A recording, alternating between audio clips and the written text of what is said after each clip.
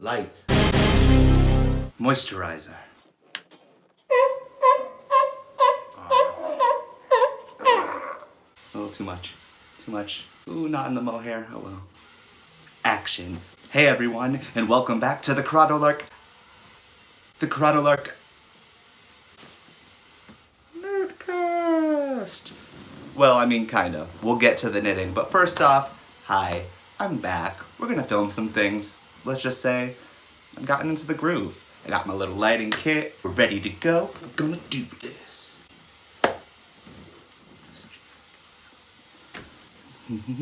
Thanks for tuning into this video. This video was brought to you by this journal. In today's episode of whatever this is, we're gonna talk about the coronavirus. The coronavirus. And social distancing and what to and not to do at this time. Now, I'm no expert. Let's get that out there. I'm just a knitwear designer sitting in front of these lights making me sweat. The moisturizer didn't help. You're welcome. It's my own idea. Have people done it before? Huh. This is my personal opinion and how I've gotten through social distancing for the past couple of years. I mean, it is a real thing. Social distancing does affect us. It affects our mental state. There are definitely negative effects to being socially distant, but at the same time, we can turn this short period of our time, hopefully, into something positive for each of us.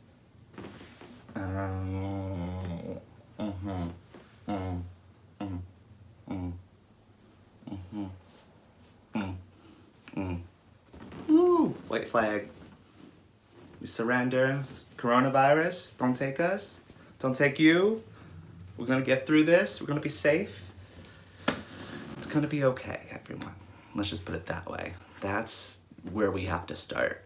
In the end, we're gonna be able to get back to our normal lives. It may not be tomorrow. It may not be next week. It may be... no one knows. And that's okay. All we know is we're here now. So what are we gonna make of that moment now? Now, I'm not unaware of the fact that my audience is primarily knitters, and I'm really excited about that. I love talking to the knitting community. I love going to knitting events. But I think this is a time where we can expand who we are as a community to the wider world.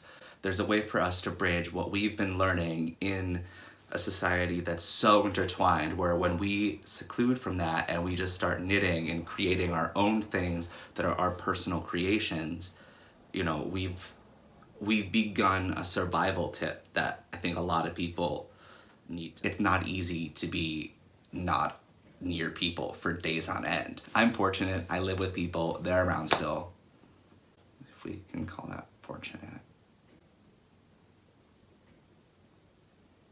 No, they're great. They're great.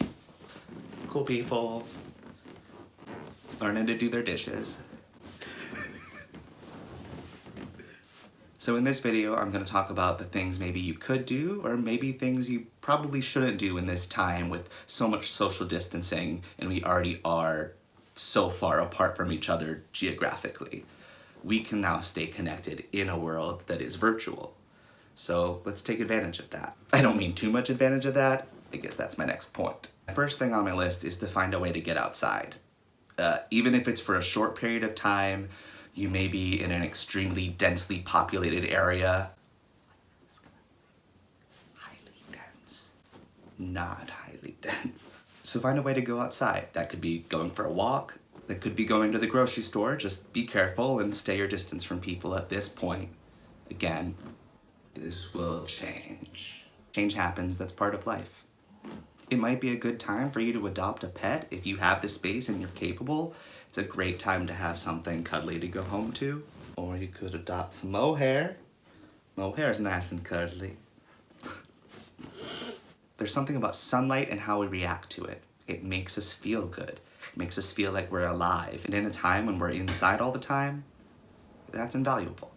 So even if it's for just a short bit, you should probably get outside for just a little bit of your day. The next thing on my list is take social media and internet breaks. We'll naturally be less anxious. What I mean by this is maybe it's every 45 minutes, maybe it's every hour and a half, but depending on how much time you spend on social media at this point, just cut it back by a little bit.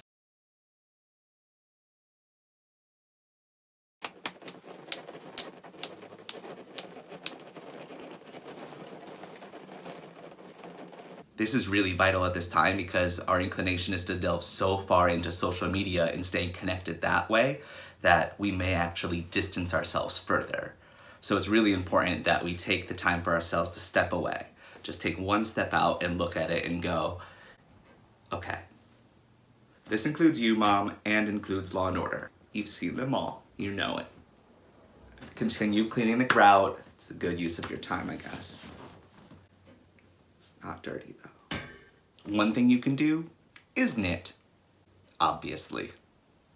But it goes even further than that. You can plan projects, you can even organize your stash. You can specifically schedule time alone to just let go of thought and think. You can schedule time with people. You can go to your schedule and make a schedule and schedule something. Schedule your knitting time. Schedule when you move the dresser to clean behind it. You can clean the fridge. You can clean the math room. You can clean the living room. Instead of baby boomers, are they gonna be the Corona babies? That's horrible. So those are things you can do. But what might you not wanna do? Good question. Now this is something I've been wanting to talk about for a while. It's not easy for me to talk about, but it does give me a lot of anxiety when I see it, and it will make things even more difficult if we continue just calling out things for call-out's sake. Take it down a notch. Taking it down a notch. Now, I've struggled with a way to verbalize this for a while, but I really needed to get this message out there. It's been something that's been bothering me for a little bit, and I think that as the knitting community has progressed, we've gotten into the habit of using calling out and call-out culture to our benefit a little bit too much. I think there's a level and a line that's been crossed at times that we need to kind of address. Don't get me wrong, the line needed to be crossed. There needed to be a wake-up call, we needed to talk to people, everyone needed to get it, that this is about inclusion. We all need to come together more than ever. The bottom line is just try not to call out things for call-out's sake. It's a hard topic. There are things that are gonna happen, and there are times where we do really need to speak up and call those things out, and as a community come together to fight those things back and say, no, that is not okay. You have crossed the line, this is too far. But overall, if it's a smaller issue, if it's something a little more personal, knit two together. Another thing not to do is to obsess in fear. So afraid. Tear, yeah. Is this pattern not allowed on Ravelry because it's a face mask? No, too soon. If we can let go of that fear and trust that existing in this self-quarantine world just for a short period of time is what we need to do right now, then we're gonna get through this and we're gonna be even better afterwards. If we're able to let go of fear and exist and trust existence, we have nothing to worry about. Yes, this is a serious thing. Yes, we do need to social distance, but nothing about that disconnects you from the world. So why be afraid of that? Regardless, we're all here. Regardless, there are resources you can go to. Regardless, we're connected. Regardless, we can connect through here. If we can let go and trust existing in this moment, we're okay. You got your yarn, you got your stash, you got your Netflix, you got your Hulu, you got your Amazon Prime, you got your delivery from CVS these days. What's that about? Okay, I guess. Delivery food. Look at all the positives.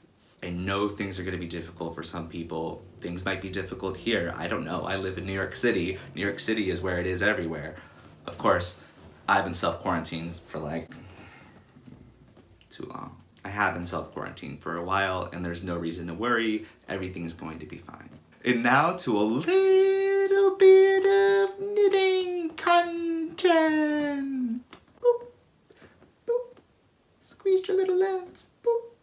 Just today, which may be tomorrow by the time that I air this, or the day after, I don't really know, I released the pattern KK, which is a beanie / messy bun hat. I used 4 strands of yarn in it. Asylum Fibers, Molly Girl, La Bien Amie, and Alex Creates to make one Aran weight hat. But you can use 4 colors, you can use 3 colors, you can use 2 colors, you can use 1 color. In other words, anything from your stash can work for that pattern. You should check it out. I'm gonna try and insert a picture here. Or here? Maybe here? I enjoy gift knitting.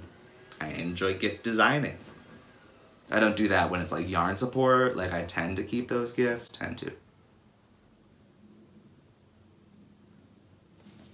Alright, got it.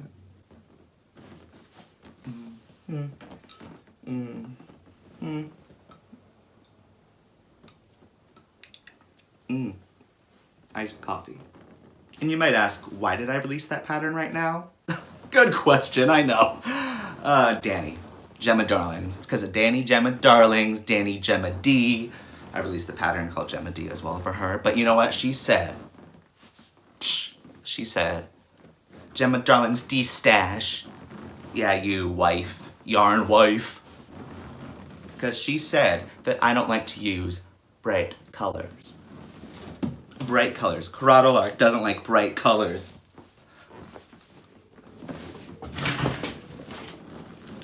That's right. Oh, you haven't seen this yet? That's right. Teasing it. Teasing it. I like bright colors, Danny. I like them a lot. On the next episode of this, we're going to talk about sex inclusion. Yes, sex inclusion. And more knitting. You're welcome. I'm gonna talk about it. I'm gonna say what I want. I'm gonna do what I want. Sorry, Mom. Sorry, Jesus.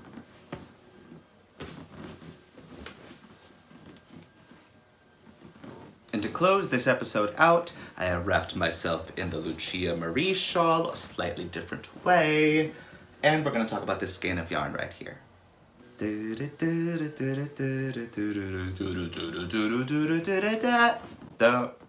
This is a beautiful skein of Morehouse Farm Merino. Let's see if I can do this.